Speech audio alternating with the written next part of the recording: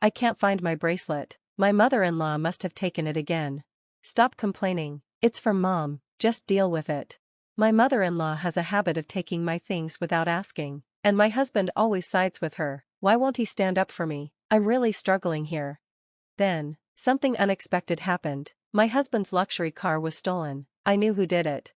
My name is Emma, I'm 28 years old, and my happy life with my husband Ethan started to change about a year into our marriage. We both work, but I finish earlier, so I get home to prepare dinner. One day, while waiting for him to come home, he dropped a bombshell.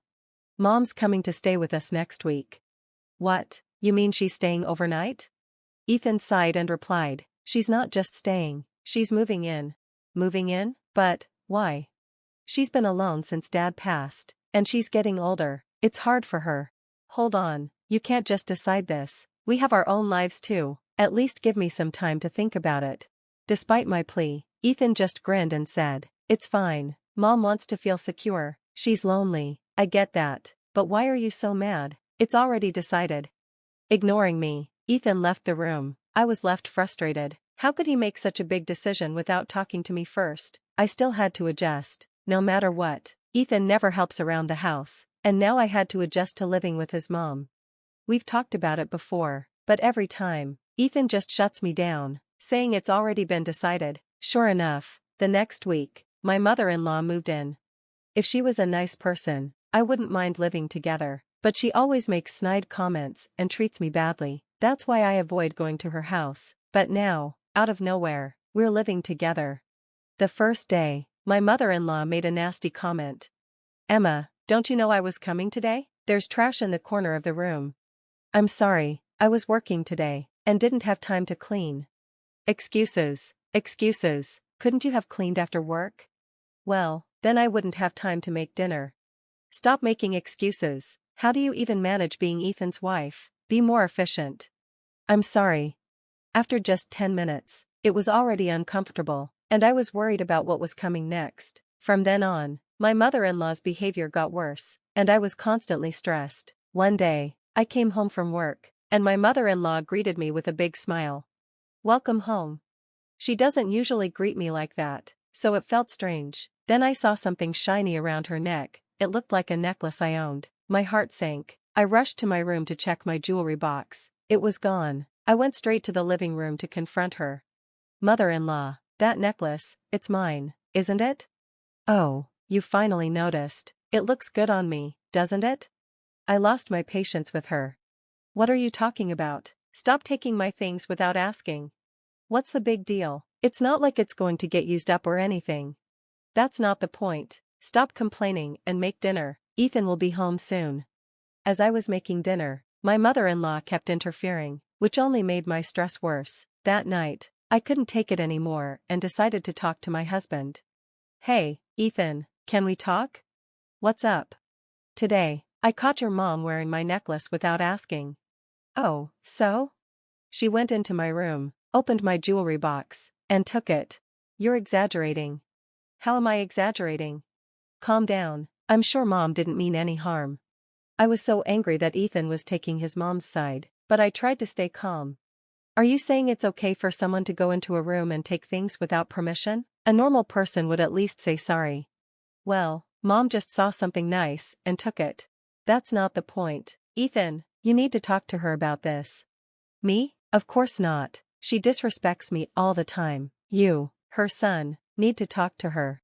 Fine, I'm counting on you.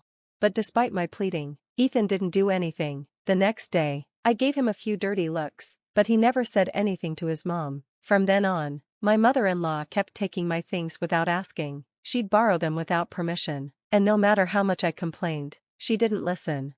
Since there were no locks in the house, confronting her wouldn't help unless she changed her behavior. If it kept up, I'd lose everything. I had to figure out a way to stop her. Then one day, something happened that I couldn't forgive. What? It's gone. I had plans to meet a friend and wanted to wear my late mother's bracelet. It was precious to me, so I didn't keep it in the jewelry box. I hid it in my desk drawer, but when I went to get it, it was missing. The only person who could have taken it was my mother-in-law. When I confronted her, she casually admitted to taking it. Oh, that bracelet? I just borrowed it. Borrowed it? Then give it back now. I need it. I can't do that. What do you mean, you can't? I sold it. You sold it? Are you joking? Who sells someone else's things? It's no joke, by the way. Most of the things I borrowed from you, I've sold those too. What? What is wrong with you? While I argued with my mother-in-law, Ethan, who had just woken up, came into the room. Ethan, listen to this. I quickly explained everything. Your mom sold my bracelet, the one that belonged to my late mother, and she's been selling other things she's taken from me without permission. Ethan turned to his mom. Mom, is this true? She stuck out her tongue, mocking me. I'm on a fixed income. You know, I didn't want to be a burden, but I can't make ends meet without a little extra cash. Are you kidding me? What gives you the right to do this? Don't get so mad. I didn't mean any harm. If you meant no harm, you wouldn't be stealing and selling other people's things. Where did you sell it? Buy it back now. Just then, my husband yelled, enough is enough. He wasn't glaring at his mom, but at me. I was confused. Why are you yelling at me, Ethan? Your mom took my bracelet without asking. Be quiet. I did it for mom. Stop complaining. Are you kidding me? Why should I give up my cherished things for her? Because it makes mom happy. She's your mother-in-law. Show some respect and just do as you're told. I couldn't take it anymore. Not only was his mom stealing from me, but Ethan was always siding with her. Fueled by frustration, I shouted back. That's it. If you're not going to return it, then let's get a divorce. What? Don't joke about divorce. I'm not joking. I'm serious. Fine, whatever. I'll get the divorce papers today. Good, if that's how you want it. His mom had a smug look on her face. She'd never liked me, and I knew her real goal was to get me out of the house so she could have it all to herself. That night, my husband came home with the divorce papers already filled out. After signing them, I began packing. I decided I'd leave at the right moment. The next day, during my lunch break, I saw multiple missed calls from my sister, Sophia. Something had to have happened, so I called her back. Wait, Sophia, is that true?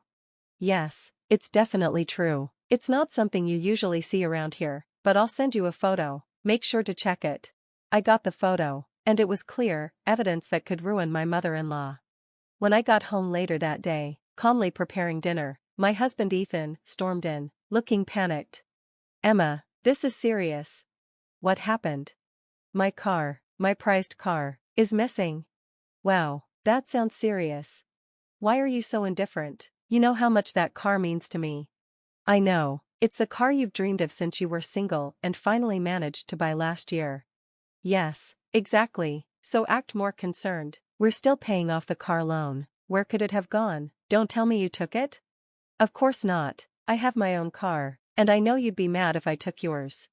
So where is it then? I glanced at my mother-in-law, and she quickly looked away. That made me suspicious. Ethan, I think your mom knows something.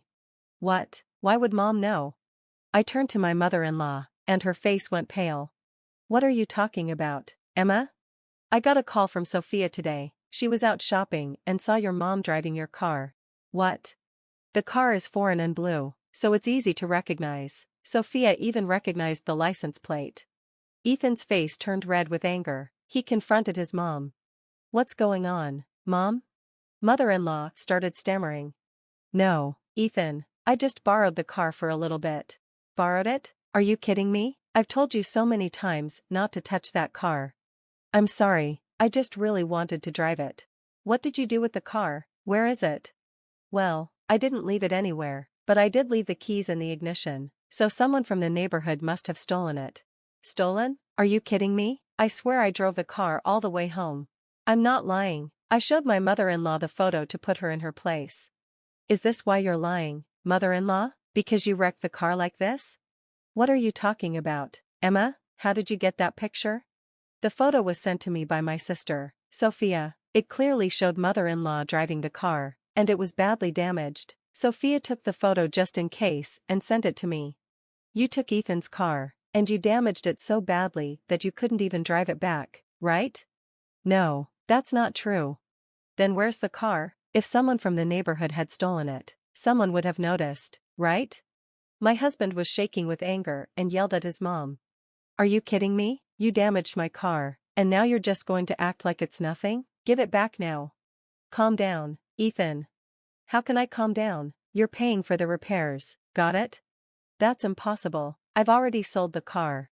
You sold it? That's not possible. The car is in my name. I found a dealer who said they would buy it. They said I could even sell it on your behalf, so I sold it for $4,000. $4,000?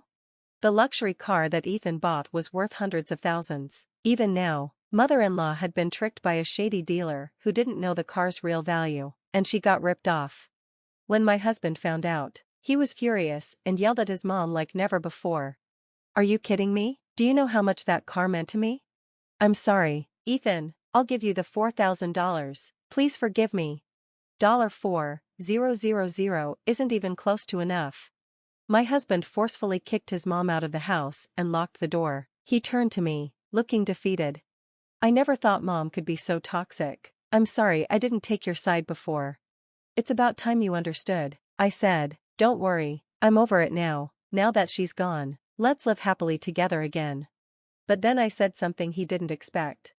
Excuse me, no we won't. What do you mean? I want a divorce. His face turned pale, and he clung to me. Wait, I already kicked mom out, why do you want a divorce now? Don't you get it? I'm fed up with you too, my decision to divorce stands. He looked shocked, but why? I did what you wanted, I kicked her out. You've sided with your mom too many times. It's unfair to me, you're so self-centered. I despise you just as much as I despise your mother. My feelings will never change. He kept pleading, Emma, don't leave me, please don't do this. I stood firm. This all happened because you decided to live with her. Reflect on that.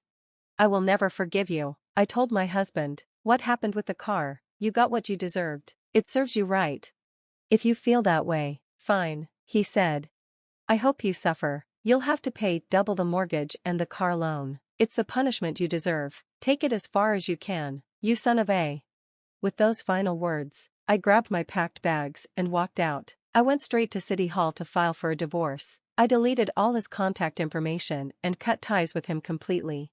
Later, I demanded compensation from my mother-in-law for selling my things without permission. Reluctantly, she started working on paying back the money, likely to cover her debts for the rest of her life. As for my husband, he was left with the house and car loans, and his life changed drastically. He no longer took relaxing drives, spending his free time stuck at home, hopeless. Karma caught up with both of them.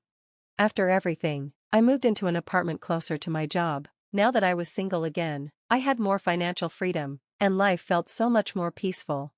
On my day off, I thought about taking a drive to the beach. This is what freedom feels like. I plan to enjoy my new life to the fullest.